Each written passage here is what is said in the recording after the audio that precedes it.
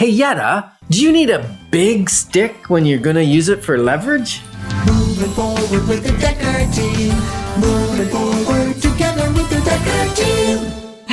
I don't know. I have no idea where he's going on this one. The good news is I do know where we're going as far as the real estate show goes. So we have had the privilege and the honor of enjoying over 30 years of coming alongside people, not only in selling and buying real estate, also in helping people build their finances, helping people build their fun, helping people build their faith, and even deepen, flourish, and heal in their relationships. 30 years of helping people in their life, their business, and their home. Well, that's actually great that you said you know what's happening in real estate. Because in real estate, you don't need a big stick to make leverage. Mm-hmm. You just need a mortgage.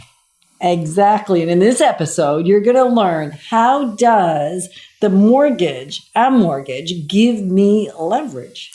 Because normally mortgage is a bad thing.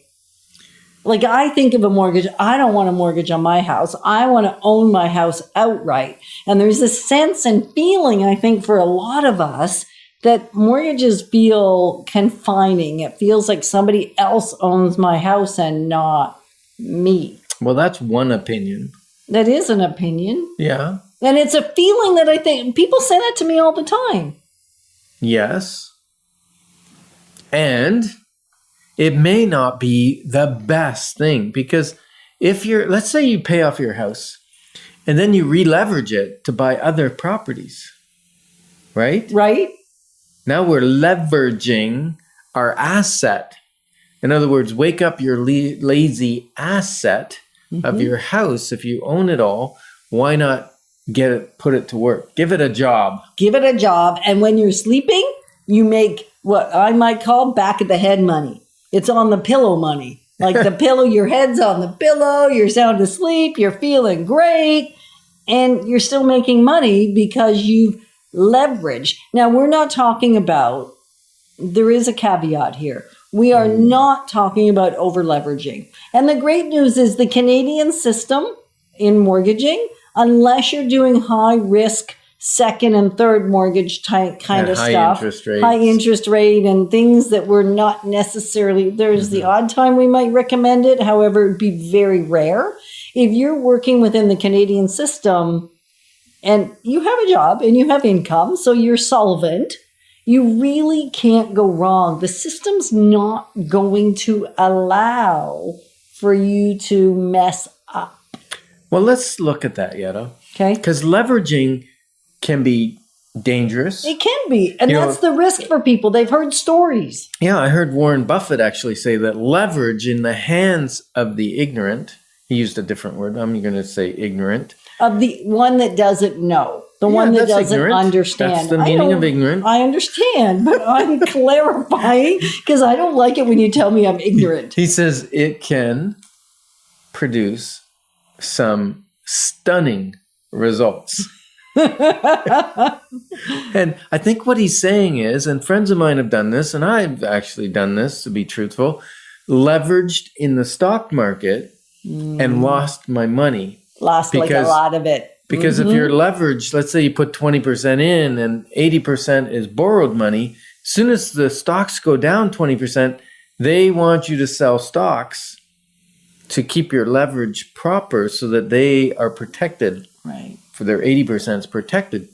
And sometimes you got to put more money in so that they won't force you to sell them all, because you could sell them all and lose all your money very quickly. And real estate can have the same issue. If it goes down, because you're leveraged, you can lose your equity, and the mortgage company keeps their equity in the house, right? Right. But it's rare. It's rare in real estate. And let's look at 2008. Okay, let's look at 2008. That was a fancy year for us.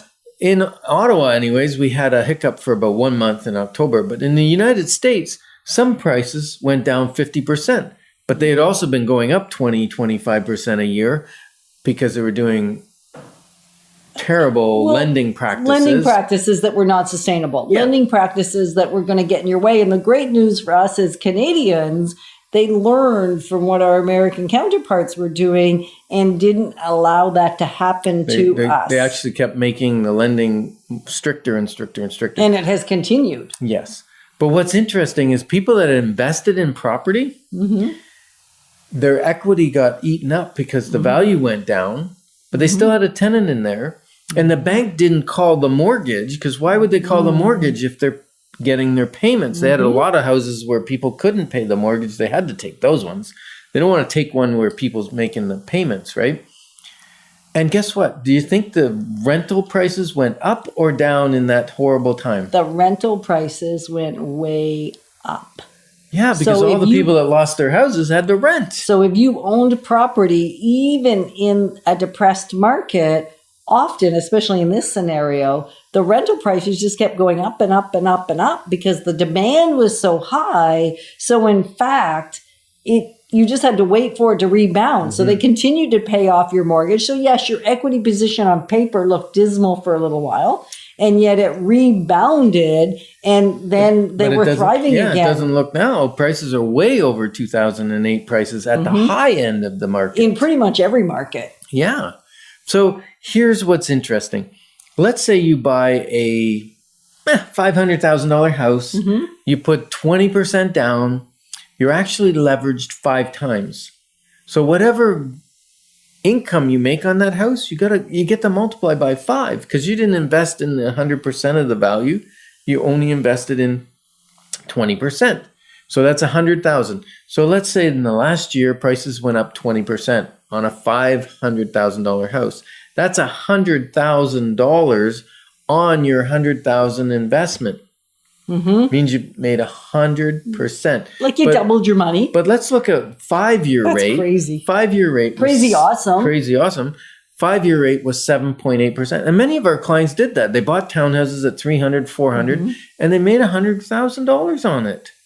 It's I know. fabulous. It's fantastic. Yeah, so 7.8% is the average over the last 5 years.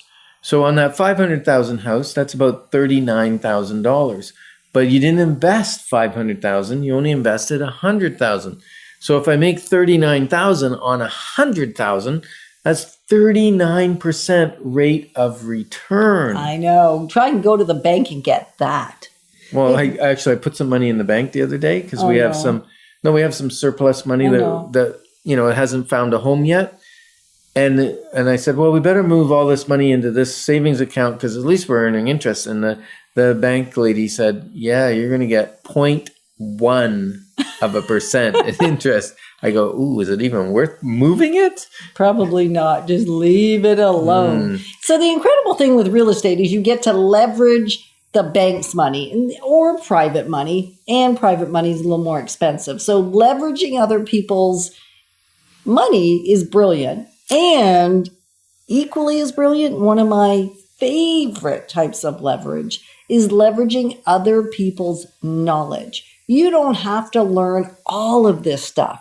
You could just give us a call and we could walk you through it. Read the Wealth Formula as a beginner primer. Read, and there's a list on the back of that book, other 10 great financial books to read. You don't have to read them all. And yet reading them will help you leverage other people's knowledge. Then you can take that knowledge, combine it with ours, your excitement for the whole idea of leveraging money, and make a lot of money and eliminating all the heartache around it. And we're honored to be your advocates in real estate and life exponential. Moving forward with the Decker team. Moving forward together with the Decker